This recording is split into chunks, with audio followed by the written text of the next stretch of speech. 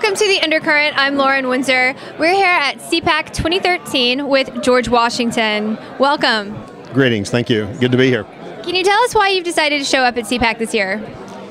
Well, wherever there's a gathering of patriots, I like to be there because I just feel like I'm comfortable among such people.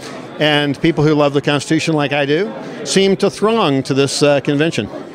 So specifically you're here for the Defense of Marriage Act to support a march defending marriage. The March for Marriage in about 2 weeks, I think the 25th or 26th, I can't remember. You know, that's what happens when you get older. You know, can't always remember the details, but I'll be there at the right time.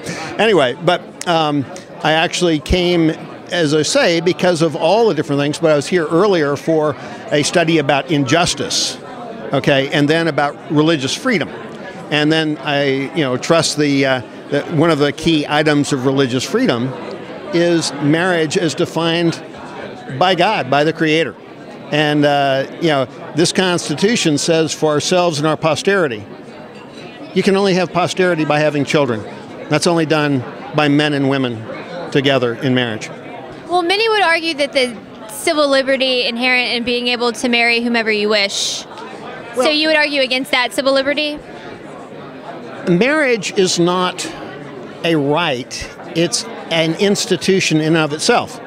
Okay, if somebody wants to have a business partnership with someone and they live with that person in a house and they share all their property 50-50, they can do that by a business partnership. The laws already allow that. Marriage is specifically between a man and a woman. There's a difference. So would you advocate civil unions? I wouldn't advocate civil unions. I don't think it's beneficial for either of those parties. But if they want to have a business partnership, and I wouldn't even call it a civil union, I'd call it a business partnership, that we have all sorts of business partnerships. And they decide that all the assets of their collective work go into common possession, which is like what happens in a marriage. But a marriage is a unique institution that is for men and women. So you just don't want it called a marriage? Correct. Is it specifically the word that you have a problem with? Because you're saying just make a different entity, give it all the same rights and characteristics, but call it something else. Well, do I call you a woman or do I call you a man? I call you a woman. Okay. Do I call this a marriage or do I call it a business partnership? It's a business partnership. It's not a marriage. A marriage is between a man and a woman. Okay, it's the proper use of the language. They use the word gay. That's not a proper word. The proper word is, homosexual. Okay, we are, I think Lenin, someone later on, said, allow me to define the words used in a debate and I'll predetermine the outcome. It's not marriage. It's a business partnership between two men or two women. My only point being... And yes, they can have emotional connections as well as a business partnership. My only point being that you would allow them to have all of the same characteristics as the marriage under the business partnership. You just don't want to call it a marriage. It's not that I don't want to call it a marriage. Marriage has been defined for thousands of years. So if I called it marriage, that would make a difference? I would call it a mirage. A mirage. A mirage. It's not a marriage. It's a false presentation of normality, and it's not normal.